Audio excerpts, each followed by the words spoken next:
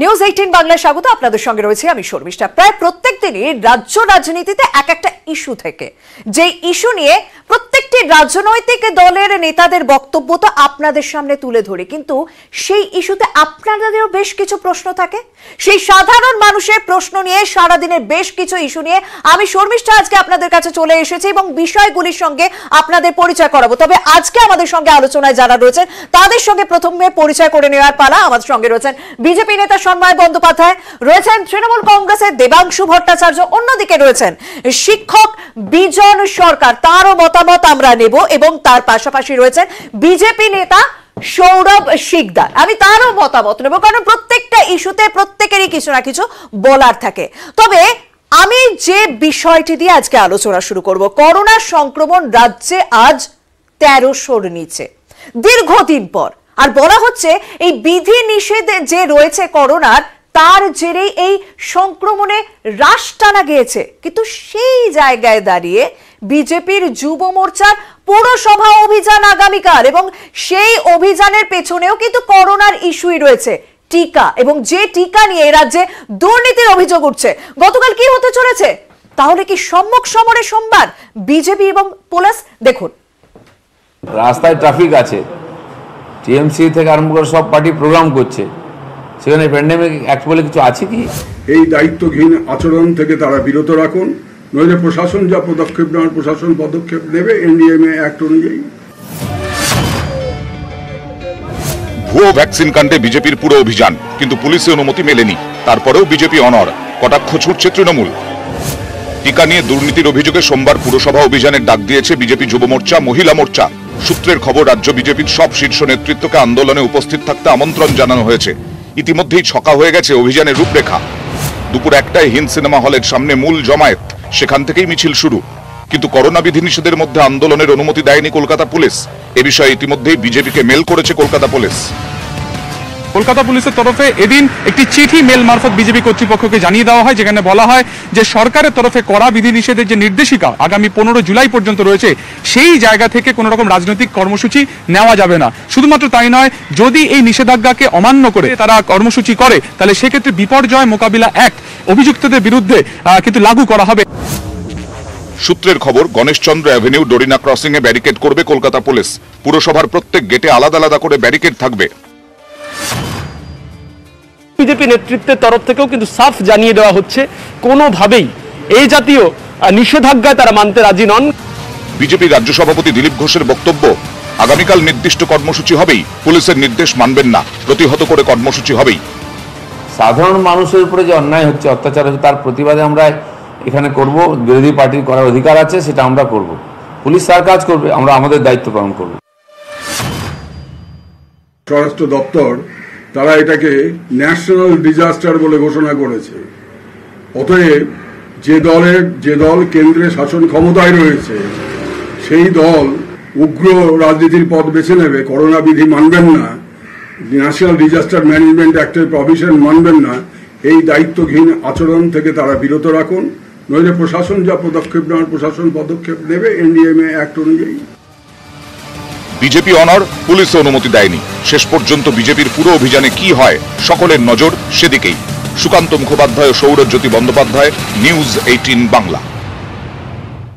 আমি একেবারে সোজাসুজি প্রশ্ন নিয়ে সর্বদা আপনার কাছেই জানতে চাইবো, যখন রাজ্যের করোনার বিধিনিষেধে শিক্ষা প্রতিষ্ঠান বন্ধ, সরকারি বেসরকারি অফিসে কর্মীর সংখ্যা কমানো হয়েছে, ট্রেন বন্ধ, মেট্রো বন্ধ, ঠিক সেই সময় কি বিজেপির অভিযান চলবে? শর্মিষ্ঠা, প্রথমেই আপনাকে বলি, আপনি যে কোনো বাস স্ট্যান্ডে যান, শয়ে শয়ে মানুষ বাদুরচোলা হয়ে বাসে মানুষ যাচ্ছে, সেখানে বিধিনিষেধটা কোথায়? ঠিক একইভাবে বলি, মানে শুরু করবো সিজিও কমপ্লেক্স। সিজিও কমপ্লেক্সে 5-6 ঘন্টা মানুষের জমায়েত, সেখানে ডিজাস্টার ম্যানেজমেন্ট অ্যাক্ট নেই। অশোকনগরে ব্লাড ডোনেশন ক্যাম্প, 1200 লোকের ভিড়, সেখানে ডিজাস্টার ম্যানেজমেন্ট অ্যাক্ট নেই। আজকে আলিপুরদুয়ারে মিছিল হয়েছে তৃণমূল কংগ্রেসের প্রায় 1000-1200 লোক নিয়ে, সেখানে ডিজাস্টার ম্যানেজমেন্ট অ্যাক্ট নেই। কিংবা লাভলি মৈত্র বারুইপুরে যখন অনুষ্ঠান করছেন, সেখানে শয়ে শয়ে মানুষ, সেখানে ডিজাস্টার ম্যানেজমেন্ট নেই। আসলে এই বাংলায় ডিজাস্টার ম্যানেজমেন্ট একটা শুধু বিরোধীদের জন্য, বিরোধীদের আটকানোর জন্য। আমার কোনো খালি প্রস্তাব যে ডিজাস্টার ম্যানেজমেন্ট একটা যদি দেবাঞ্জনের ক্ষেত্রে সঠিক সময় ইমপ্লিমেন্টেড হতো, তাহলে বিজেপিকে আগামীকাল এই মিছিল এই যে প্রত্যেকটা ঘটনার উদাহরণ দেখালেন নিউজ 18 বাংলার আজকে দর্শক সেই সবকটা ছবি দেখেছে, কিন্তু রাজ্যের বিরোধী দলের কাছেও তো মানুষের কিছু আশা থাকে যে ভুলটা অন্য কেউ করছে সেই ভুলটা কি রাজ্যে প্রধান বিরোধী রাজনৈতিক দলও করবে? সন্ময়দা, সর্বিষ্টা আমি আপনাকে প্রশ্ন করি, বিরোধী দলের কাজ কি শুধু মৌনতা বা নীরবতা? বিরোধী দলকে তো রাস্তায় নামতে হবে। বিরোধী দল তো শাসনে নেই, তারা ক্ষমতায় নেই, তারা অ্যাডমিনিস্ট্রেশন চালাচ্ছে না, তারা পুলিশ প্রশাসন চালাচ্ছে না। তাদের রাস্তায় নেমে মানুষের কথা বলতে হবে। ফলে মানুষের কথা বলতে গেলে যদি এর পুরসভার আশেপাশে কিছু মানুষের সমাবেশ হয়, কি এমন সমস্যা হবে? আসলে এ রাজ্যে এটাই বিধি।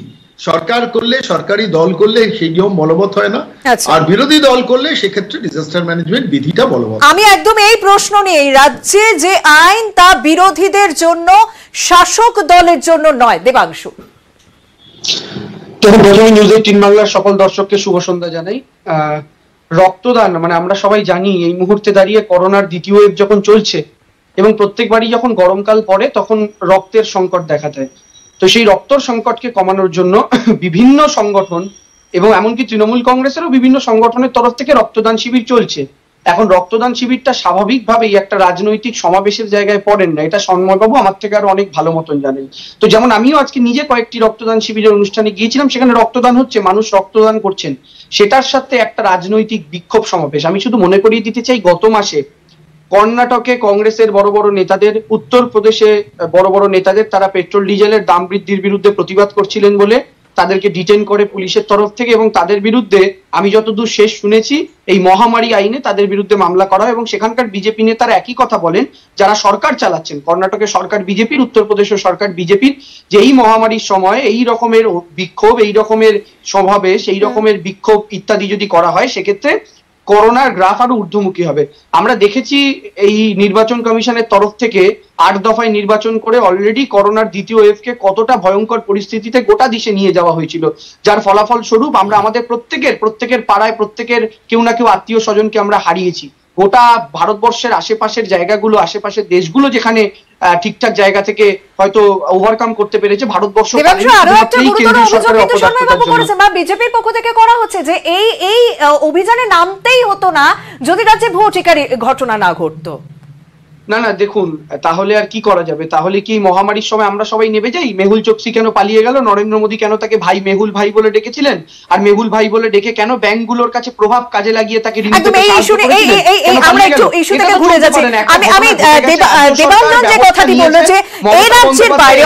যেখানে বিজেপি ক্ষমতায় রয়েছে সেখানে কিন্তু মহামারী আইনে যদি কোন রকম সরকার বিরোধী কোনো অভিযান চালানো হয়, সেখানে মহামারী আইনে মামলা করা হচ্ছে তাদের বিরুদ্ধে, কিন্তু এই রাজ্যে করলে সেটা সমস্যা হয়ে যাচ্ছে। কি বলবেন সৌরভ বাবু? না দেখুন, এই একটা জিনিস বুঝতে হবে, সন্ময়দা যেটা বলছিলেন তার সাথে আমি একটা এডিশন করতে চাই। এই রাজ্যের মানুষ যেরকম তৃণমূল কংগ্রেসকে শাসক দলের মর্যাদা দিয়েছে, সেরকম প্রধান বিরোধী দল এবং একমাত্র বিরোধী দলের আসনেও কিন্তু আমাদের বসিয়েছে, এবং বিরোধীরা সরকারের কাজের সমালোচনা করবে, আন্দোলন করবে, এই অধিকার ভারতের সংবিধান তাদের দিয়েছে। সৌরভবাবু, সেই জায়গাতেই তো বলছি সমালোচনা ভালো, প্রতিবাদ অবশ্যই করা উচিত, সমালোচনা অবশ্যই করা উচিত, কিন্তু এই পরিস্থিতিতে, এই মহামারীর পরিস্থিতিতে অন্য পথ কি ছিল না? আজকে যখন আমরা দেখছি যে সরকার তদন্তের নামে কি তদন্ত করে এসছে এত বছর ধরে, সেটা পশ্চিমবঙ্গের মানুষ খুব ভালোভাবে দেখেছেন। সুদীপ্ত সেন অ্যারেস্ট হয়েছেন, কিন্তু সুদীপ্ত সেনের টাকা কিন্তু কেউ ফেরত পায়নি। আর একটু আগে ভাই দেবাংশু যেটা বলছিল মেহুল চোকসির কথা, আজকে কিন্তু তাদের সমস্ত প্রায় সম্পত্তি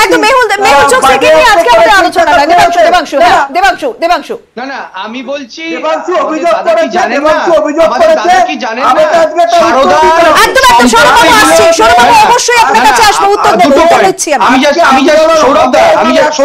জিজ্ঞাসা করেছি। আমি দুটো পয়েন্ট। প্রথম কথা, সৌরভদা কি জানেন না সারদায় যে মানুষের টাকা চট গেছে ওই টাকাটা ফেরত দেওয়ার দায়িত্ব রাজ্য সরকারের নয়, সিবিআই এর, ইডির, তারা তদন্ত করছে গত 7 বছর ধরে, 2013 সাল থেকে। এটা আপনি ভালো মতো জানেন, প্রথম কথা।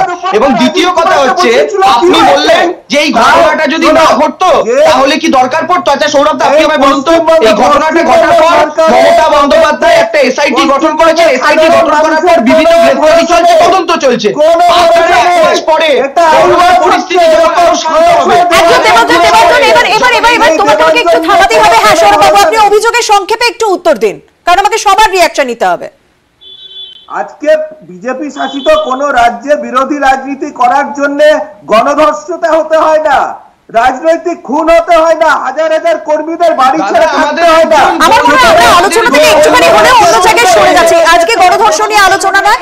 আমার একটা সোজা প্রশ্ন, যে এই প্যান্ডেমিক আইনের কথা বলা হচ্ছে, যখন রাজ্যের সংক্রমণ এতটা নিচে নেমেছে, প্রত্যেকটা মানুষ সেই ঘটনায় আমরা লড়াই করছি, প্রত্যেকটা চিকিৎসক লড়াই করছেন, সাধারণ মানুষ লড়াই করছেন, সেই লড়াই করে আজকে তার ফল পাচ্ছি।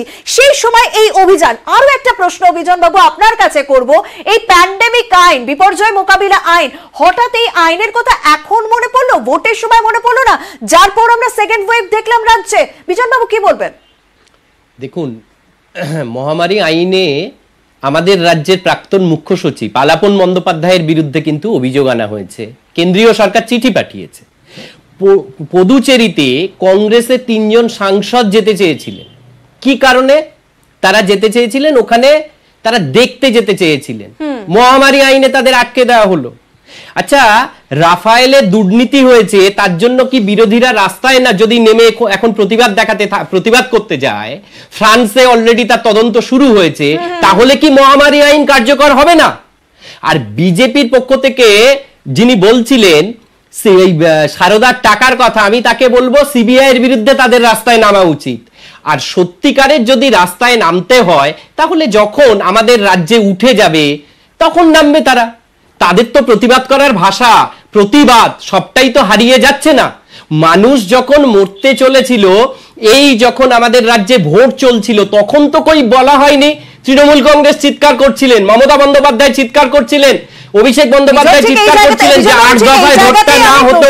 তুলেছিলাম যে শুধুমাত্র একটা রাজনৈতিক দলের উপর সেই রেসপন্সিবিলিটি নেই, সেটা প্রত্যেকটি রাজনৈতিক দলের উপরে সেই দায়িত্ব বর্তায়, কারণ সেই আইনের কথা তখন রাজ্যের শাসক দলও বলেনি, রাজ্যের প্রধান বিরোধী রাজনৈতিক দলের মুখেও শোনা যায়নি। এই ইস্যুতে আলোচনা আপাতত শেষ করতে হচ্ছে, আমাদের পরবর্তী ইস্যুতে যেতে হবে। ভোট পরবর্তী হিংসার অভিযোগ আমরা ভোটের পর থেকেই দেখছি, এবং সেই নিয়ে কড়া অবস্থান নিয়েছে আদালত, এবং আদালত কড়া পদক্ষেপ নেওয়ার পর তারপর তৎপর পুলিশ। কি হয়েছে প্রথমে আমরা সেদিকে দেখব।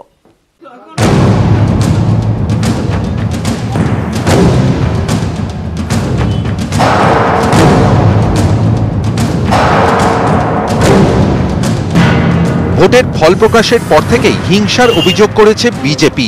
আদালতে গড়িয়েছে মামলা। অভিযোগ খতিয়ে দেখতে হাইকোর্টের নির্দেশে কমিটি গড়েছে জাতীয় মানবাধিকার কমিশন।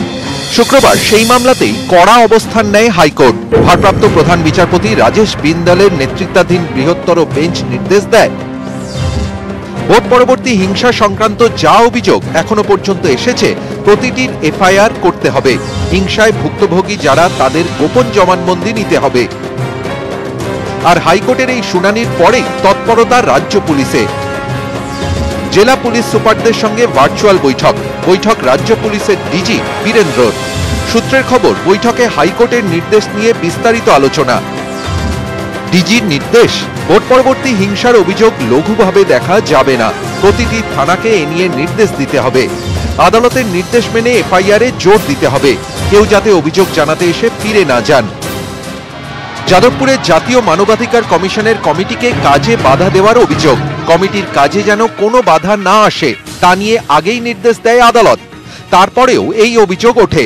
শুক্রবার এ নিয়ে ক্ষোভ হাইকোর্টের। যাদবপুর কাণ্ডে ডিসি এসএসডি আইপিএস রশিদ মুনির খানকে শোকজ করে কলকাতা হাইকোর্ট। কেন তার বিরুদ্ধে আদালত অবমাননার রুল জারি হবে না তা নিয়ে জবাব তলব করা হয়। সূত্রের খবর, এই ঘটনার পুনরাবৃত্তি যাতে না হয় তা নিয়েও তৎপরতা রাজ্য পুলিশে। বৈঠকে নির্দেশ, জাতীয় মানবাধিকার কমিশনকে সহযোগিতা করতে হবে, আদালত অবমাননা না ঘটে লক্ষ্য রাখতে বলা হয়েছে। রাজ্য পুলিশের এই তৎপরতা ঘিরে নতুন করে শাসক বিরোধী চাপানুতর। অর্ডার যখন দিয়ে দেন হাইকোর্ট, সেটা তো সবার মানা উচিত, সেটা আবার ডিজিকে কেন বলতে হচ্ছে? তার মানে পুলিশ প্রশাসন কি কারো কথা শুনছে না, সরকারের কথা শুনছে না? কেন কোর্টের নির্দেশ মানতেও সরকার তৈরি নয়। ভায়োলেন্সটাকে এইভাবে ভাগ করা হচ্ছে কেন? অন্যান্য জায়গায় যে যারা আমাদের দলের লোক খুন হয়েছে তাদের একটি বাড়িতেও যায়নি, বা আমাদের লোকেরা যারা মার খেয়ে হাসপাতালে ভর্তি ছিলেন সেখানে না রাজ্যপাল গেছেন, না কোনো কমিশন গেছে। ভোট পরবর্তী হিংসার অভিযোগ নিয়ে পূর্ণাঙ্গ রিপোর্ট পেশের জন্য আদালতের কাছে সময় চেয়েছে জাতীয় মানবাধিকার কমিশন। 13 জুলাই চূড়ান্ত রিপোর্ট পেশ। নিউজ 18 বাংলা। এই ইস্যুতে অবশ্যই বিজেপির বক্তব্য রয়েছে, আমি বিজেপির বক্তব্য অবশ্যই সন্ময়দার কাছ থেকে নেব। তবে ভোট পরবর্তী হিংসার অভিযোগ যেহেতু প্রথমেই থেকেই বিজেপিরা করে আসছে, তারপর তা আদালত পর্যন্ত গড়ায়, আমি একটুখানি তৃণমূলের দেবাংশু আপনার কাছে জানতে চাইবো, আদালত বলার পর পুলিশকে তৎপর হতে হবে? রশিদ মনিকে শোকজ করার পর তৎপর হতে হবে পুলিশকে? কেন আগে কিছু করা গেল না? কেন আদালত পর্যন্ত বিষয়টা গড়ালো? সেখানেই প্রথম প্রশ্ন উঠছে।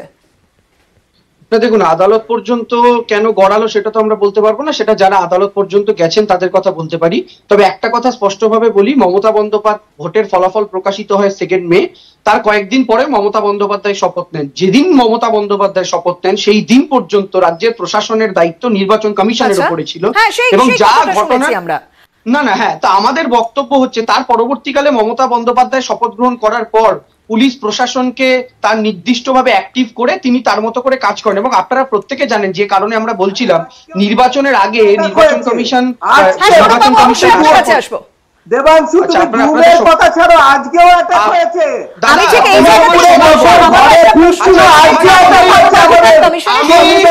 এই তাদেরকে বাধা কেন দেওয়া হলো? কেন সেই অভিযোগ উঠে আসছে? সেক্ষেত্রে কি বক্তব্য? আমি বলছি, আমার বক্তব্যটা কমপ্লিট করতে দাও।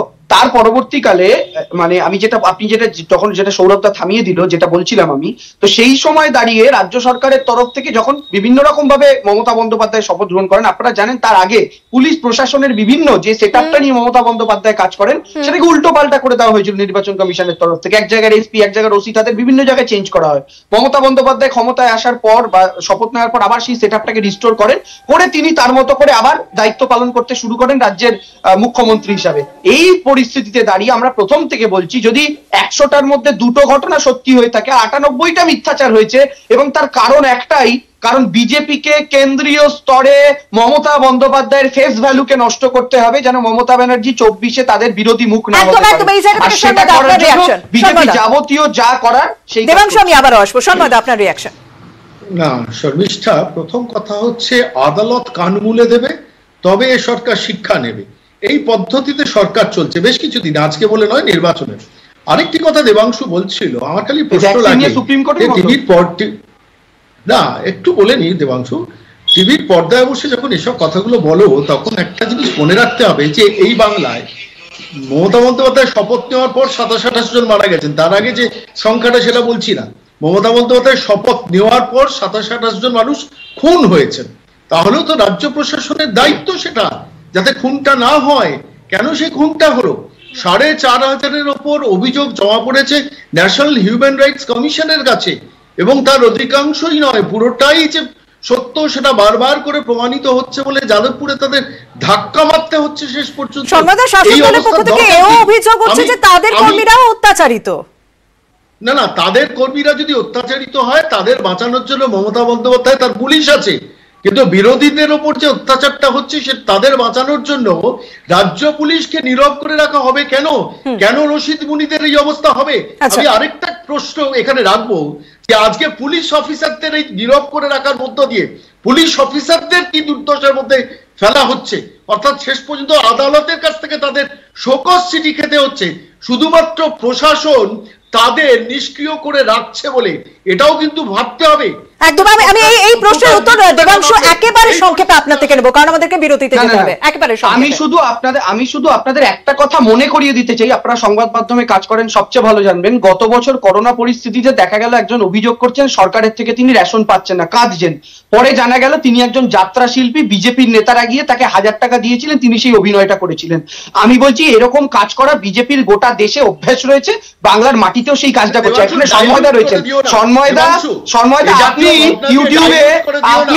আপনি ইউটিউবে ভিডিও ছাড়ছেন, এক একটা জায়গার নাম করে আপনি লিখছেন বরানগর জ্বলছে, এই জায়গা জ্বলছে। আমি বলছি সন্ময়দা, এই যে আপনি বলছিলেন বরানগর জ্বলছে, আপনি আপনার ইউটিউবে ভিডিও ছাড়ছেন। আমি তো সংবাদ মাধ্যমের কাছে অনুরোধ করবো, আপনারা আপনাদের ক্যামেরার মাইক নিয়ে দয়া করে বরানগরের বাড়িতে বাড়িতে গিয়ে ঘুরে জিজ্ঞাসা করুন। বিজেপি নয়, আমি চাই এবং সংবাদ মাধ্যমে প্রত্যেকে যারা রয়েছেন, সাধারণ মানুষ যারা রয়েছেন, তারা প্রত্যেকে চাইছেন যে কাউকেই যেন অত্যাচারিত না হতে হয়। ভোট মিটে গিয়েছে, সাধারণ মানুষ অনেক আশা আকাঙ্ক্ষা থেকে ভোট দিয়েছেন। প্রত্যেকটি রাজনৈতিক দল, শাসক হোক বা বিরোধী, প্রত্যেকটি রাজনৈতিক দলের নিজস্ব কিছু দায়িত্ব কর্তব্য রয়েছে। প্রত্যেককে সেই দায়িত্ব কর্তব্য পালন করতে হবে, সাধারণ মানুষকে শান্তিতে রাখতে হবে। কিন্তু সাধারণ মানুষ তো শান্তিতে নেই। পেট্রোপণ্যের দাম বাড়ছে, যার ছোঁয়া হেসেল পর্যন্ত এসে পৌঁছেছে। আমরা সেই নিয়ে আলোচনা করবো, তবে সময় হয়েছে একটা বিরতির। মহামারী পরিস্থিতি দেশে বা বিশ্বে গত বছরের মার্চ থেকে, আর ঠিক সেই সময় দেখছি সেই সময় থেকে টানা পেট্রোল বা ডিজেল জ্বালানির দাম উত্তরোত্তর বেড়েই চলেছে, যার ছোঁয়া আজ মানুষের হেসেলে।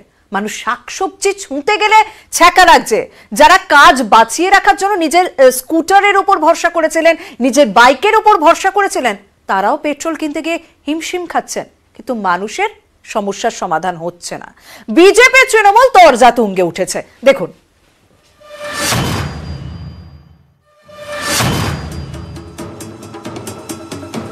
পেট্রোল ডিজেলের ক্রমবর্ধমান দামে নাভিশ্বাস।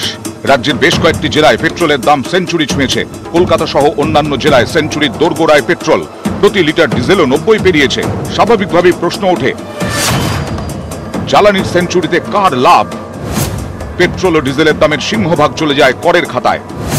পেট্রোলের ক্ষেত্রে মোট দামের 33.21% কেন্দ্রের কর এবং 19.18% রাজ্যের। ডিজেলের মূল দামের 34.55% কর বাবদ নিচ্ছে কেন্দ্র আর 14.16% কর বাবদ নিচ্ছে রাজ্য। এই অবস্থায় কেন্দ্রকে নিশানা করে নেট দুনিয়ায় ঝড় তুলল তৃণমূল। ইংরেজিতে 4 শব্দের হ্যাশট্যাগে প্রচার শুরু, তাতে লেখা আক্রমণের সুরটা টুইটারে বেঁধে দেন তৃণমূলের সর্বভারতীয় সাধারণ সম্পাদক অভিষেক বন্দ্যোপাধ্যায়। তিনি লেখেন, ঐতিহাসিক উচ্চতায় জ্বালানির তেলের দাম দেখে যেন মনে হচ্ছে মানুষের সমস্যা বাড়াতে খুবই পরিশ্রম করছে কেন্দ্রীয় সরকার। 2020 সালে তেমন কোনো পরিবর্তন হয়নি। দেশের মানুষের দাবিগুলি উপেক্ষা করে দোষারোপ করার খেলায় মেতে রয়েছে। অভিষেকের মতোই তৃণমূলের শীর্ষ নেতৃত্বের অধিকাংশই মোদিবাবু পেট্রোল বেকাবু হ্যাশট্যাগে জ্বালানির দাম বৃদ্ধির জন্য মোদী সরকারকে আক্রমণ করেছেন। টুইট করেন পার্থ চট্টোপাধ্যায়, ফিরাদ হাকিম, ব্রাত্য বসু, অরূপ বিশ্বাসরা। নোটবন্দি থেকে জিএসটি, প্রতিবার প্রথম প্রতিবাদে সরব মমতা বন্দ্যোপাধ্যায়। এবারেও জ্বালানির মূল্য বৃদ্ধি নিয়ে সবার আগে আন্দোলনে ঝাঁপাতে চাইছে তৃণমূল কংগ্রেস। সূত্রের খবর, জ্বালানির মূল্য বৃদ্ধি নিয়ে সংসদে ঝড় তুলবে তৃণমূল কংগ্রেস। অন্য দলগুলির সঙ্গেও এ বিষয়ে কথা বলবে ঘাসফুল শিবির। করোনাকালে মিটিং মিছিল করা যাচ্ছে না, এই অবস্থায় সোশ্যাল মিডিয়াই যেন তৃণমূলের হাতিয়ার। নেট দুনিয়ায় ট্রেন্ডিং মোদিবাবু পেট্রোল বেকাবু। টুইটারে তৃণমূলকে পাল্টাতো বিজেপির। লেখা হয়, মোট সংগৃহীত করের 42% রাজ্যগুলিকে ফেরত দেওয়া হয়। দেশের মধ্যে পশ্চিমবঙ্গ রাজ্যগুলির মধ্যে সর্বাধিক কর বসায়। মমতা বন্দ্যোপাধ্যায় কেন শুল্ক কমাচ্ছেন না? শুধুমাত্র সিন্ডিকেটকে পাইয়ে দিতেই এটা প্রয়োজন? কি কারণে তৃণমূলকে নির্বাচিত করেছেন বাংলার মানুষ? রোজই বাড়ে আবার কমে। পেট্রোলের দাম $75 বেশি ব্যারেল হয়ে গেছে। তো সে দামকে সাধারণ মানুষ ব্যবহার করছে, সাধারণ মানুষ দাম দিচ্ছে। সারা পৃথিবীতে কোনো দেশে এত দামে পেট্রোল এবং ডিজেল বা রান্নার গ্যাস বিক্রি হয় না, যেটা ভারতবর্ষে হচ্ছে। এইরকম অবস্থা ভারতবর্ষে ইতিপূর্বে কখনো ঘটেনি। বধির সরকার এই সরকার, অন্ধ সরকার, কারণ এই সরকারটা করাপ্ট সরকার, এই সরকারটা জনবিরোধী সরকার। জ্বালানির দাম চড়ছে আর অভিযোগ পাল্টা অভিযোগে এভাবেই চড়ছে তরজা। নিউজ 18 বাংলা। সরকার হয় সাধারণ মানুষের, তা সে কেন্দ্র হোক বা রাজ্য। সন্ময় বন্দ্যোপাধ্যায়, আমি তার কাছে যাব, বিজেপি নেতা। সন্ময় বাবু, এই যে পেট্রোপণ্যের দাম বৃদ্ধি, এটা নিয়ে আপনার কাছে আমি একজন বিজেপি নেতার হিসেবেও রিয়াকশন চাইবো এবং একজন সাধারণ মানুষের, কেন্দ্রের কি সত্যিই কিছু করা থাকে না? কারণ একজন ক্রেতা যে দামটা দিচ্ছেন সেই দামের তো প্রায় 34% পেট্রোলের দামের ক্ষেত্রে প্রায় 34% কেন্দ্রের ঘরে, ডিজেলের ক্ষেত্রে প্রায় 35% কেন্দ্রের ঘরে। আমি আপনাকে প্রথমেই একটা ভুল সংশোধন করে দিই, যে 32% কেন্দ্রের ঘরে যায় তার থেকে 14 কমিশন অনুযায়ী, ফিনান্স কমিশন অনুযায়ী তার থেকে 42% রাজ্যের ঘরে আবার ফেরত আসে। অর্থাৎ শেষ পর্যন্ত কেন্দ্র যে এটা পায়, টাকাটা পায় 20%, মানে 20 টাকা, 100 টাকার মধ্যে 20 টাকা পায়, আর রাজ্য সেক্ষেত্রে এখানে 35% পাচ্ছে। এই সংশোধনটা করে বলি। দ্বিতীয়ত, যে এখন এই মুহূর্তে 1 মাসের মধ্যে $7 পার ব্যারেল বেড়ে গেছে। আপনারা জানেন কিনা জানি না, যেটা $68 ছিল মে মাসেই, সেটা হয়েছে $75। এই যে এক্সেস রেটটা স্বাভাবিকভাবেই দিতে হবে, কারণ দেবে কে? সরকার, কেন্দ্রীয় সরকার। তাহলে টাকা ছাপতে হবে, টাকা ছাপলে সেখানে মুদ্রাস্ফীতির প্রশ্ন আসবে। তৃতীয়ত যে পয়েন্টটা আপনাদের কাছে এখানে উল্লেখ করব, যে আপনারা জানেন হয়তো ইউপিএ গভর্নমেন্ট 10 বছরে 1,04,000 কোটি টাকার বন্ড বিক্রি করে টাকাটা তুলেছিল, অয়েল বন্ড বিক্রি করে। তার জন্য আমাদের বিজেপি সরকারকে প্রতি বছর 10,000 কোটি টাকা মানুষকে ফেরত দিতে হয় ইন্টারেস্ট বাবদ। সে দায়টাও কিন্তু কেন্দ্রীয় সরকারের ঘাড়ে আছে। আর চতুর্থ যেটা বলবো, জিএসটির আওতায় তেলের দামটাকে নিয়ে আসার ব্যাপারে আমরা তো চেয়েছি যে আসুক না জিএসটির মধ্যে।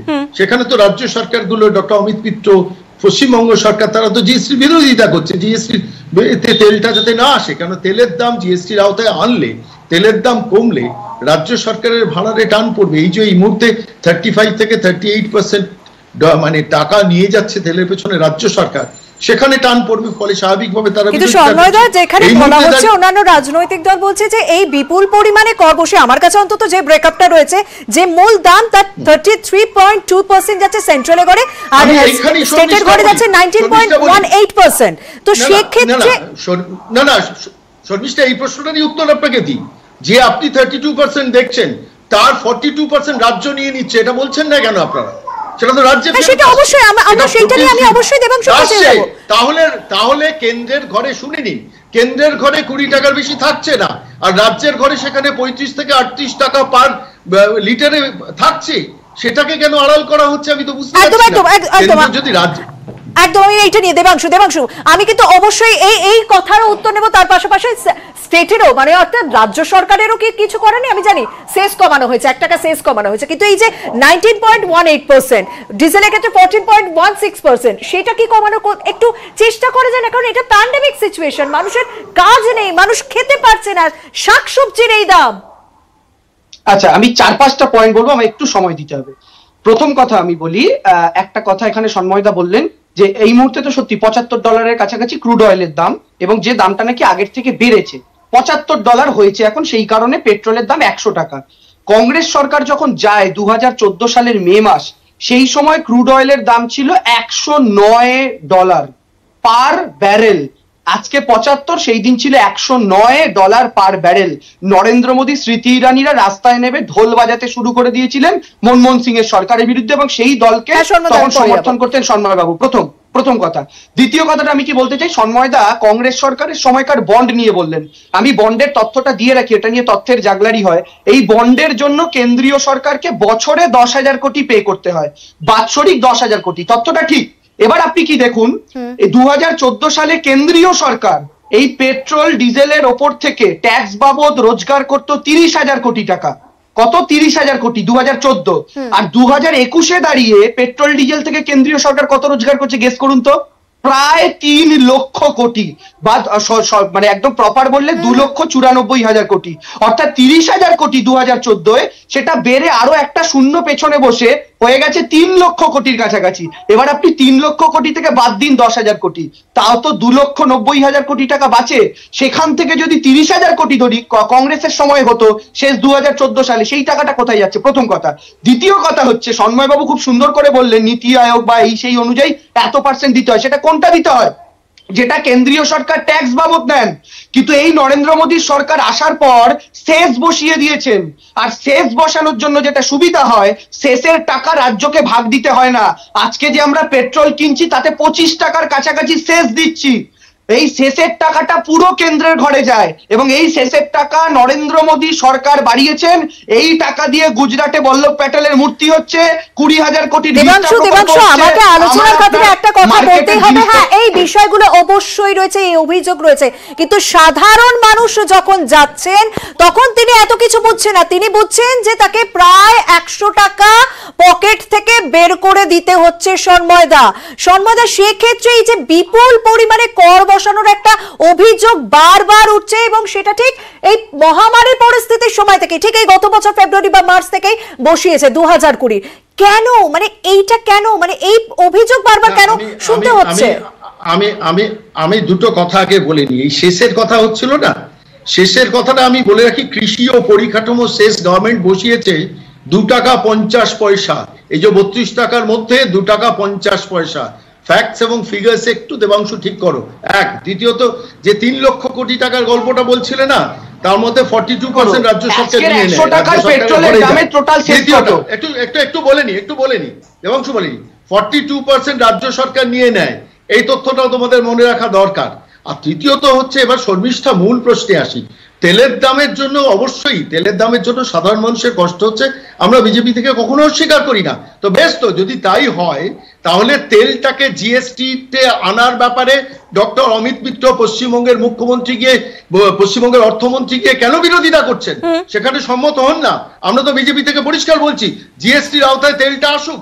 একদম সম্মত। আমি এইটা নিয়ে বিজন আপনার কাছে জানতে যাবো। সত্যিই তো এই কথাটা, মানে জিএসটি যদি হয় তাহলে সারা দেশের মানুষ একই কর দেবে।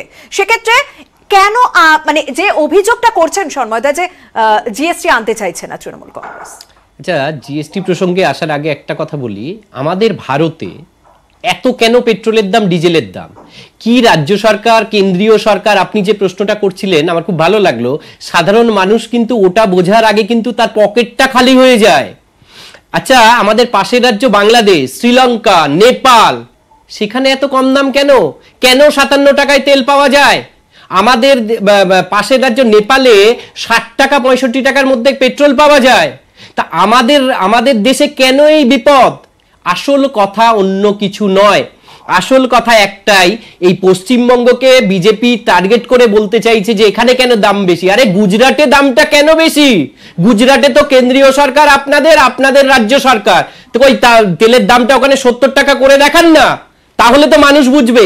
কিন্তু সব থেকে বড় কথা যেটা, অপরিশোধিত তেলের দাম বিশ্বে যতটা না বেড়েছে তার থেকে ভারতে অনেক বেশি বাড়িয়েছে মোদি সরকার। এই জায়গাটাতেই আমরা ফোকাস করতে চাইছি যে সাধারণ মানুষ যখন পেট্রোল বা ডিজেল কিনতে যাচ্ছে তখন তাকে 100 টাকা দিতে হচ্ছে, যখন বাজারে গিয়ে সবজি কিনতে যাচ্ছে তখন বিশাল দাম, যা ছিল তার থেকে অন্তত 10-20 টাকা প্রায় প্রতি কেজি। তখন যাদের কাছ থেকে কিনছে তারা বলছে কি করব, জ্বালানির দাম বেড়েছে, ট্রেন চলছে না, ট্রাকে করে মাল আনতে হচ্ছে, লরি করে মাল আনতে হচ্ছে, দাম এত বেশি রয়েছে। কিন্তু কার ঘরে কত টাকা ঢুকছে এই পেট্রোল ডিজেলের ক্ষেত্রে একবার সাধারণের সেটা জেনে নেওয়া উচিত। দেখুন,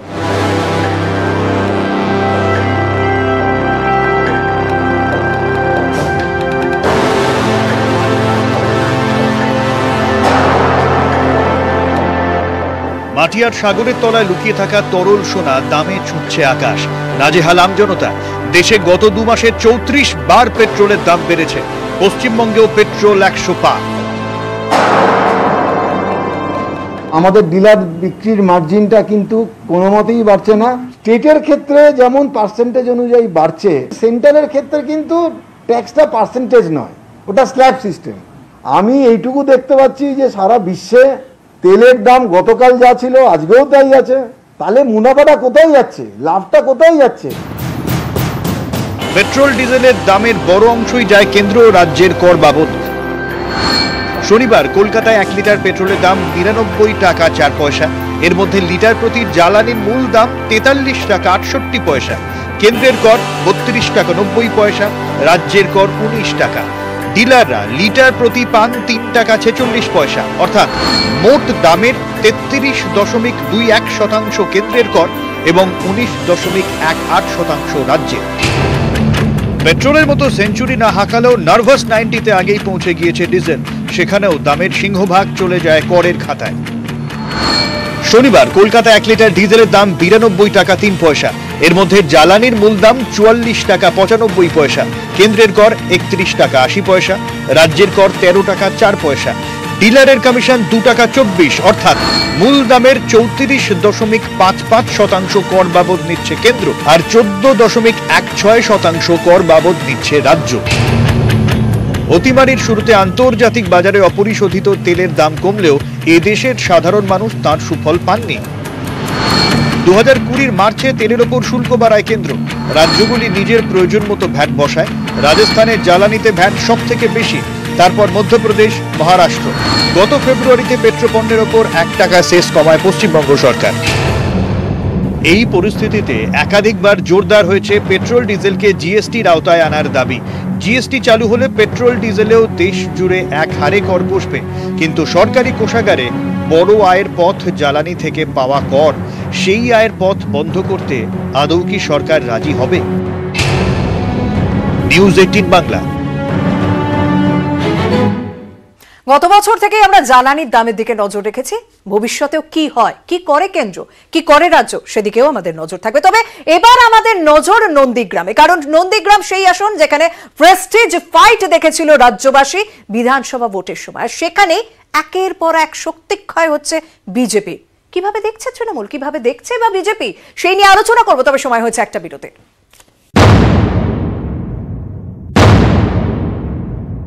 এসব করে কিছু লাভ হবে না, কারণ নন্দীগ্রামের ভারতীয় জনতা পার্টির যা সংগঠন ছিল সেই সংগঠন আরো বৃদ্ধি পেয়েছে। নন্দীগ্রামে যেই দাঁড়াবে ভারতীয় জনতা পার্টি তাকে পরাজিত করবে। বিজেপি দলটা পশ্চিমবাংলায় তাসের ঘরের মতো ভেঙে পড়বে, শুধু সময়ের অপেক্ষা। নন্দীগ্রাম 21-এর লড়াইয়ে নন্দীগ্রামে শুভেন্দুর জয়, কিন্তু বাংলায় বিজেপির স্বপ্নভঙ্গ। তারপর থেকে একের পর এক বিজেপি নেতা বেসুরো। এবার নন্দীগ্রামেই বিজেপিতে ভাঙন। বিজেপি ছেড়ে তৃণমূলে যোগ দিলেন কয়েকশো নেতাকর্মী। নন্দীগ্রাম 1 নম্বর ব্লক তৃণমূল পার্টি অফিসে যোগদান পর্ব চলে। বিজেপির পাশাপাশি সিপিএম ও কংগ্রেস থেকেও বহু কর্মী তৃণমূলে যোগ দেন। বিজেপি দল থেকে প্রায় 360 জন মতো যোগ দিল। এছাড়াও হরিপুর অঞ্চলের বিভিন্ন বুথের বুথ সভাপতি, বিজেপির বিভিন্ন কর্মকর্তা, তারাও এখানে তার কর্মী সমর্থক সবাইকে নিয়ে যোগদান করেছেন। দলবদলকে গুরুত্ব দিতে নারাজ বিজেপি। তৃণমূল নেতারা আর কালীঘাট পৌঁছতে পারছে না, তার জন্য তার একটা ফটো সেশন দরকার ছিল। তাই কালীঘাট পৌঁছানোর জন্য তারা বিভিন্ন জায়গা থেকে কিছু লোককে ধরে নিয়ে এসে পতাকা ধরাচ্ছে, বলছে বিজেপি থেকে এরা নাকি তৃণমূলে যোগদান করছে। উত্তরবঙ্গে পুরো আলিপুরদুয়ারটা ধস নেমে গেছে। বিজেপি দলটা পশ্চিমবাংলায় তাসের ঘরের মতো ভেঙে পড়বে, শুধু সময়ের অপেক্ষা। একসঙ্গে অনেকের ফুল বদল, তাই নিয়ে এভাবেই তরজা তুঙ্গে। নন্দীগ্রাম থেকে সুজিত ভৌমিক, নিউজ 18 বাংলা। সৌরভবাবু, সোজাসুজি আপনার কাছে জানতে চাইবো, তৃণমূল বলছে আলিপুরদুয়ার থেকে শুরু হয়েছে, এবার নন্দীগ্রাম আস্তে আস্তে তাসের ঘরের মতো ভেঙে পড়বে বিজেপি। দেখুন, বিজেপি তাসের ঘরের মতো ভেঙে পড়বে এই আশা যারা পোষণ করেন মুঙ্গেরিলালকে হাসিন স্বপ্নে দেখছেন। কারণ হচ্ছে, দেখুন, প্রশাসন হাতে থাকলে এবং লোককে মিথ্যে কেসের ভয় দেখিয়ে হয়তো পতাকা ধরানো যায়, কিন্তু মনের থেকে পদ্ম ফুলটা মুছে ফেলা যায় না। তারা আবার যখনই সময় পাবে ঠিক তার জবাব দিয়ে দেবে। ঠিক এই জায়গায় এটা তো জেসি আসন না, এটা তো নন্দীগ্রাম, যেখানে শুভেন্দু অধিকারী একজন হেভিওয়েট নেতা বিজেপি। 100 বার আপনি দেখুন, নন্দীগ্রামের রেজাল্ট বেরোনোর পরে মুখ্যমন্ত্রী নিজের দায়িত্ব নিয়ে ওখানকার সমস্ত পুলিশ কর্তাদের চেঞ্জ করিয়েছেন এবং পুলিশ ওখানে দলদাসের মতো কাজ করছে। পুলিশকে দিয়ে ভয় দেখিয়ে আমাদের কর্মীদের অত্যাচার করা হচ্ছে। কোর্ট ঘরে ফিরিয়ে দিয়েছে। আমি একটু আগে বলছিলাম নন্দীগ্রামের পাশে ভগবানপুর, সেখানে কোর্টের নির্দেশে ঘরে ফিরতে গিয়ে আবার আক্রান্ত হয়েছেন আমাদের কর্মী। এই সন্ত্রাসের আবহাওয়া এবং ভয় দেখিয়ে ধমকে মানুষকে হয়তো পতাকা ধরাতে পারেন, মনের মধ্যে থেকে পদ্ম ফুলটা মুছে ফেলতে পারেন। এই জায়গায় দেবাংশু, মনের মধ্যে থেকে পদ্ম ফুল সরানো যাবে না, পতাকা ধরানো যাবে, ভয় দেখানো হচ্ছে। না কার মনে পদ্ম ছিল মুখে ঘাস ফুল ছিল না, মনে ঘাস ফুল ছিল মুখে পদ্ম ফুল ছিল, সেটা তো ভোটের ফলাফলই বুঝে গেছি বিজেপির 200 আসন স্বপ্ন চুরমার দেখে। কিন্তু আমার বক্তব্য হচ্ছে শুভেন্দুবাবু নন্দীগ্রামে ভয় দেখানোর রাজনীতিটা প্রথম থেকেই করছেন বিজেপিতে যাওয়ার পর থেকে। আমাদের বহু কর্মী, আমাদের একজন কর্মী মারা গেছেন, আমাদের কর্মীদের ভোটের আগে পরে মাথা ফাটিয়ে দেওয়া হয়েছে, বিভিন্ন রকম ভাবে তারা আক্রান্ত, এবং ভোটে শুভেন্দুবাবু ওখানে জেতার পরও আমাদের কর্মীদের আক্রান্ত হতে হয়েছে। কিন্তু কি জানেন তো, মানুষকে বোকা বানিয়ে বা মানুষকে ভয় দেখিয়ে খুব বেশি দিন আমার মনে হয় না রাজত্ব কায়েম করা যায় বা খুব বেশি দিন মানুষের মনে জায়গা করে রাখা যায়। সেই ভয় একদিন ভাঙে, সে যে কোনো জায়গা থেকেই হোক না কেন, সেটা নরেন্দ্র মোদীর ক্ষেত্রে হোক বা নন্দীগ্রামে শুভেন্দুবাবুর ক্ষেত্রে হোক।